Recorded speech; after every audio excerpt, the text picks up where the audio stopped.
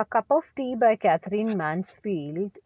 We have already read the short story, and today I will talk in brief about the issues and the specific character of Rosemary Fell and the theme of the short story. Now, Catherine Mansfield is a very sensitive short story writer. She was born in New Zealand and she was sent to London to pursue a musical career. But then she started writing for a weekly magazine, and very soon she took over to writing short stories. A Cup of Tea is one of her very popular short stories, which has been prescribed for first year and several other courses in several universities over India. The story is basically, it revolves around the protagonist who is Rosemary Fell, a very rich, sophisticated, and beautiful and well read lady. And her attitude towards the poor. This is the basic theme of the story, and the writer explores it with efficacy and perfectness. Now, the story begins when, as we already read, Rosemary Fell meets the very poor girl, Miss Smith. And either it is out of ostentation or out of her true sense of helping the poor.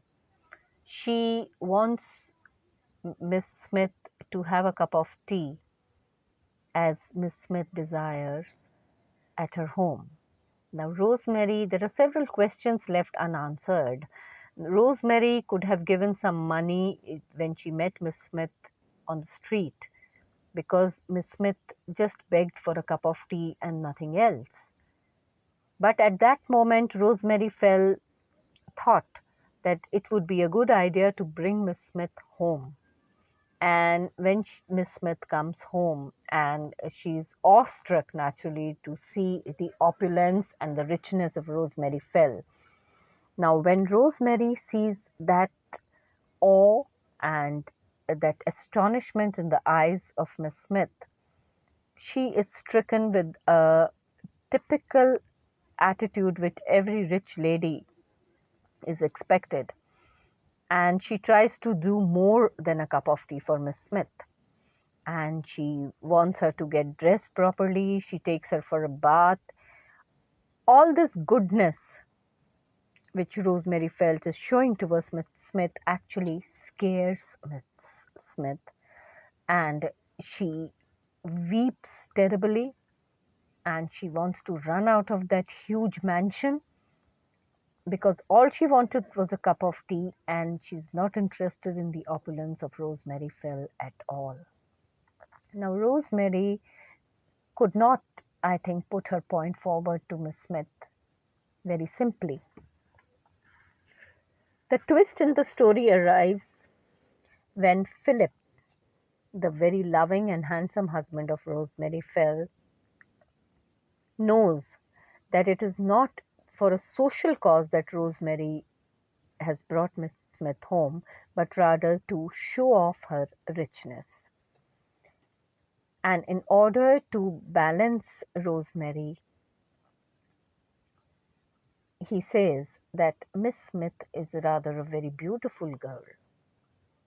And there again, as expected, what Philip had thought Rosemary would react, exactly the same way Rosemary packs off Miss Smith out of her house, even without a cup of tea. So Rosemary, like a very ordinary, although she's well read, no doubt, but like any ordinary woman, where the husband appreciates the other woman, she is stricken with jealousy. And that works well for Philip. And in the end, Rosemary is not interested in Miss Smith at all. She's not interested in any kind of social work.